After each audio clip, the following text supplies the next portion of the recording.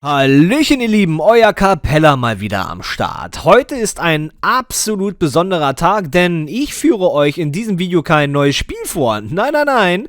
In diesem Video werden wir uns um das Thema Cloud Gaming beschäftigen. Was ist eigentlich Cloud Gaming und ob es sich vielleicht für euch lohnt oder ob es einen Blick wert ist, werdet ihr in diesem Video erfahren. Bis gleich.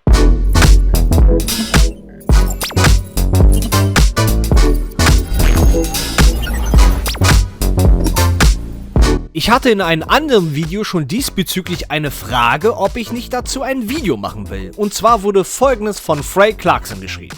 Schöner Inhalt. Ich habe Ixion vor einiger Zeit auf meinen Laptop gespielt und es war eine ziemlich unangenehme Erfahrung. FPS war zu niedrig, also habe ich es sofort abgebrochen.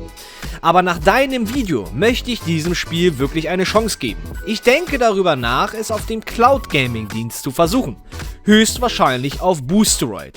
Haben Sie etwas über diesen Service gehört? Wäre nett, wenn du dazu ein Video machen könntest. Prost! Und wie ist der Zufall? Nur mal so viel kontaktierte mich Boosteroid und fragte mich, ob ich nicht Lust hätte, sie zu testen.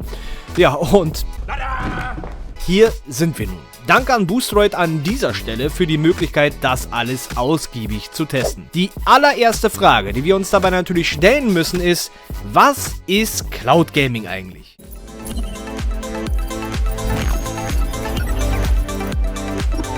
Cloud Gaming ist nichts anderes als Computergames zocken, nur dass das Nutzergerät, also euer Rechner dabei, nicht die Leistung übernimmt.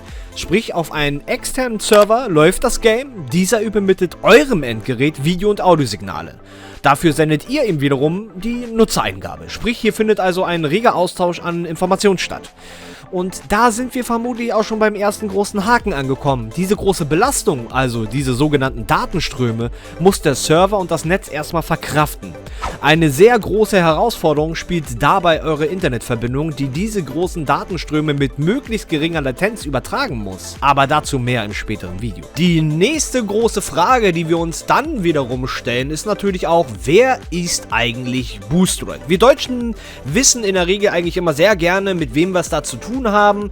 Umso eher sind wir natürlich auch gewillt, gegebenenfalls sogar Geld da liegen zu lassen. Und diese Frage lässt sich ganz einfach beantworten. Boosteroid ist ein internationales Online-Gaming-Unternehmen mit Niederlassung in der Ukraine beispielsweise, Rumänien, Serbien, den Vereinigten Arabischen Emiraten und anderen Ländern. Boosteroid, Intel und Asus arbeiten miteinander zusammen, um die Leistung von Plattformen zu verbessern. Boosteroid ist ein Unternehmen, welches dir die eben erklärte Hardware und Server liefert, die du dafür benötigst, um auf einen leistungsschwachen Rechner leistungsstarke Games zu zocken. Und wie wir alle wissen, kostet Hardware und Software einiges an Geld. Wäre also zu klären, was kostet Boosteroid im Vergleich zu anderen. Boosteroid wirbt mit ihrem kostengünstigen Online-Gaming-Cloud-Service. Ich habe mir mal die Mühe gemacht und ein bisschen recherchiert und einige andere Cloud-Gaming-Dienste verglichen. Und was soll ich sagen, ich war zum Teil schockiert, aber seht selbst. Zum Vergleich: Nvidia GeForce Now verlangt monatlich 9,99 € für 1080p auf 60 FPS. Das klingt für den Anfang nicht verkehrt. PlayStation Now war früher ein separates Bezahlungsmodell. Dies hat sich aber nach geraumer Zeit geändert. Alle PlayStation Plus Premium-Nutzer können PlayStation Now benutzen. Dies kostet also 16,99 € im Monat. Das klingt jetzt erstmal viel, jedoch darf hier nicht vergessen werden, dass die kostenlosen monatlichen Spiele und das Online-Spielen dazukommen. Shadow verlangt stolze 29,99 € im Monat. Hier darf aber nicht unterschlagen werden, dass es auch 4K garantiert. Kommen wir zu PlayKey.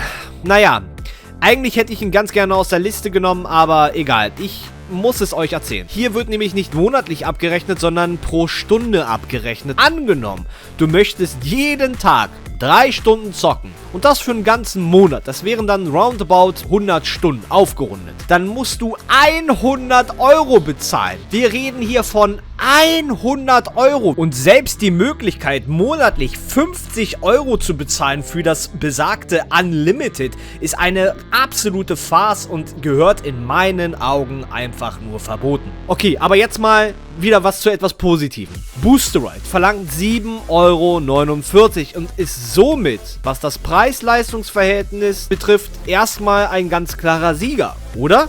Ich betone hier oder ganz doll, denn dieser besagte klare Sieger kommt ja leider nur dann zustande, wenn für ein ganzes Jahr bezahlt wird. Das finde ich persönlich zwar etwas schade, aber der reguläre Preis mit 9,98 Euro im Monat nimmt somit den zweiten Platz ein und wird dem kostengünstigen Online-Gaming-Cloud-Service jedenfalls gerecht. Und machen wir uns doch mal den Vergleich, welche Kosten auf uns zukommen, alle 5 Jahre einen Gaming-PC zu leisten, im Gegensatz zum Cloud-Gaming. Wenn wir mal annehmen, wir würden uns alle 5 Jahre einen Gaming-PC zulegen, der roundabout 3.000 Euro kostet und wir dies in Monatsraten umrechnen, kommen wir auf 5 Jahre Ratenzahlung à 50 Euro. Da klingen doch 7,49 Euro nach einer absoluten Alternative, oder?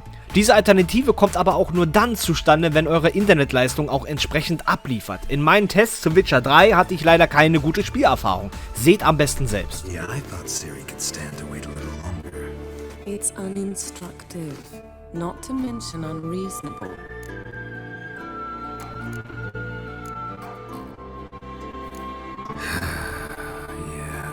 Und leider hatte ich mit meiner 50K-Leitung, welche in Deutschland sicher der Standard ist, keine gute Spielerfahrung machen dürfen. Wir sehen und hören In- und Output-Probleme.